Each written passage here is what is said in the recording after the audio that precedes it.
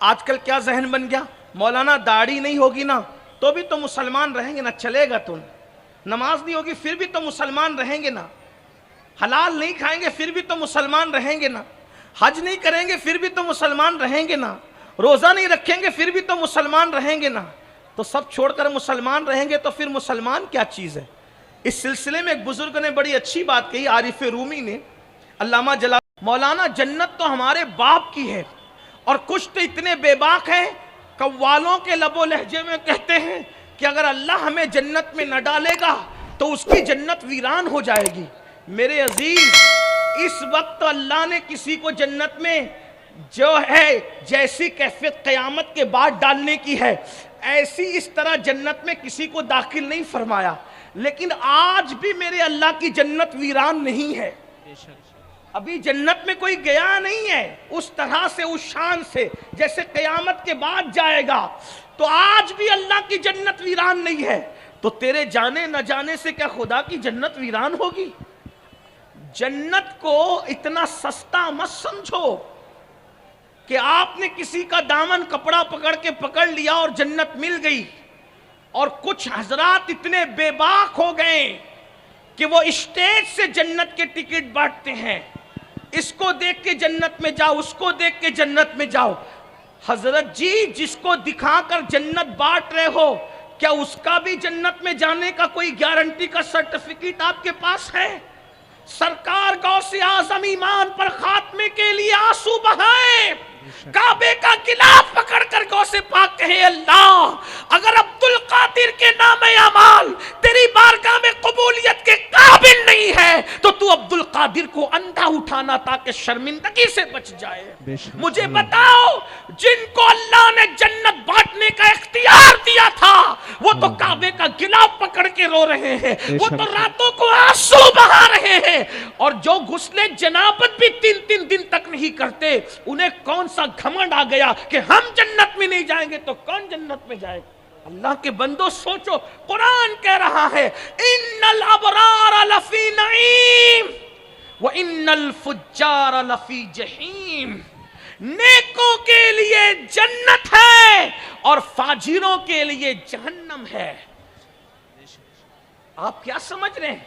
मैं बयात की निस्बत का मुनकिर नहीं हूं, हमारा तो अकीदा है अगर सच्चा पीर मिल गया तो कब्र में अल्लाह उसको भी आने की ताकत देता है, सच्चे पीर को। रसूलुल्लाह तो आते ही हैं, मैं इसका मुनकिर नहीं हूं, बल्कि हमारा तो अकीदा है।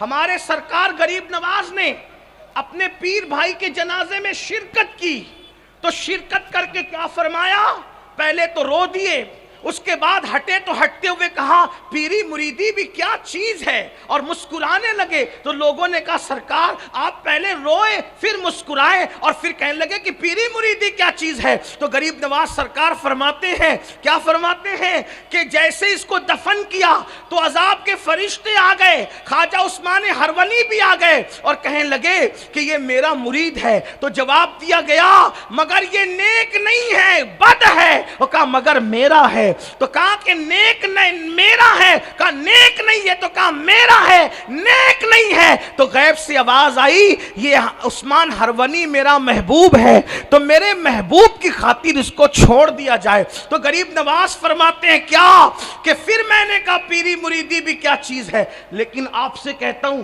वो बचाने के लिए उस्मान हरवनी जैसा भी तो मिलना चाहिए,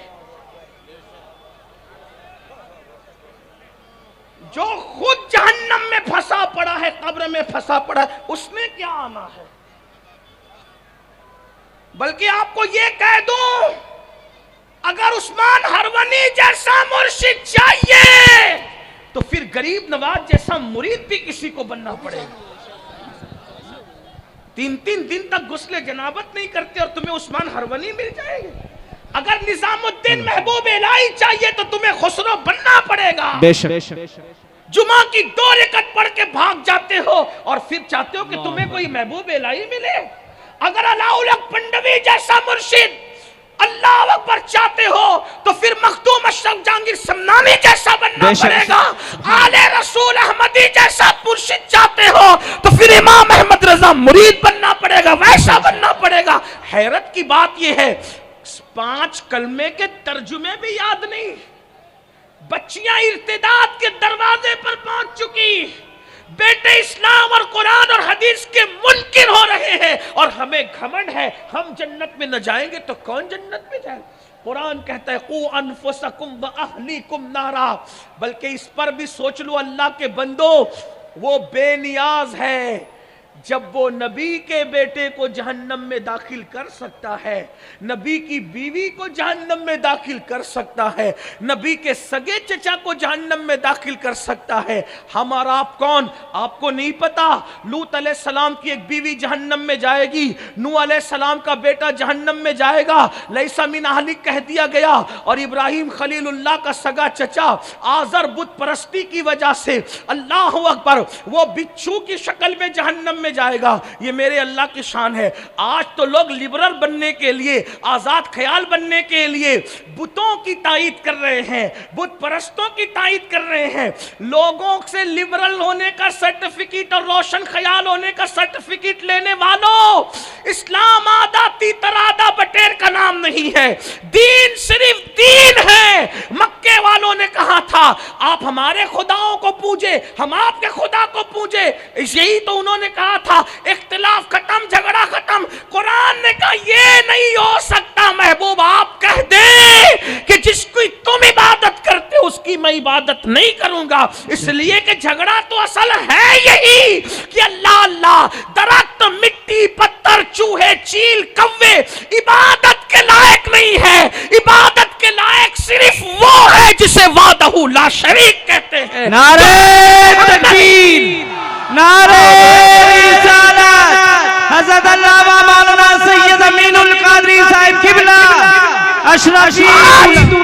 हालात देख करके लोगों की बोलियां बदल रही, सियासी लीडरों की बोलियां, मालदारों की बोलियां, नाम निहाद सोशल वर्करों की बोलियां कि उधर भी चले उधर भी चले और इस तरह जान बचाएं। लानत है ऐसी जिंदगी पर जो खुदा की बगावत के साथ हो, इसलिए कि तेरा सर इतना कीमती है।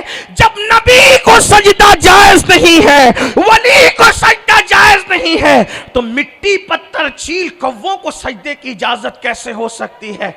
और बुत खाना बनाने वालों को चंदा देने वालों से पूछना चाहता हूं, मर के क्या जवाब दोगे। वमा कदरुल्लाह हक्का कदरी, तुमने अल्लाह की ऐसी कद्र नहीं की जैसा कि कद्र करने का हक था। जानते हो जिस अल्लाह को पूछते हो, जिसकी इबादत करते हो, वो है क्या, उसकी शान क्या है तुम्हें पता है। मोहम्मदुर रसूलुल्लाह जैसी हस्ती जिसकी बारगाह में पेशानी रख दे वो खुदा की शान है। जरा गौर तो फरमाए, इतनी आला हस्ती जिसके आगे सरे नियाज खम, उनके सर की शान क्या है अंदाजा तो करो। जिसके तलवों पर जिब्रील अपना माथा मले, जब तलवा इतना कीमती है तो वो सर कितना कीमती होगा। और वो सर जिस खुदा के आगे झुकता है वो खुदा के शान का मालिक हो। उस खुदा को छोड़कर अपना अकीदा मुतज़लज़ल करते हो। भाइयों ये तो मौसम बदलते रहते हैं, हालात तब्दील होते रहते हैं। अल्लाह अकबर। इमाम हुसैन ने बताया 3 दिन करबला की जिंदगी पसंद है, लेकिन 30,000 दिन तक यजीद जैसे तागूत की गुलामी पसंद नहीं है।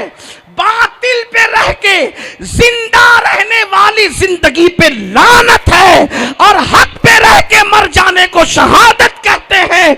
इसलिए हुसैनी कहलाते हो। सिर्फ शरबत वाले, सिर्फ खिचड़े वाले, सिर्फ नान खटाई वाले, सिर्फ 10 दिन के मुहर्रम की महफिल सजाने वाले। हुसैनियत तो ये है ना कि जब भी कभी जमीर का सौदा हो दोस्तों, कायम रहो हुसैन के इनकार की तरह। आज भी जमीरों का सौदा, तौहीद पर कायम रहो, रिसालत पर कायम रहो।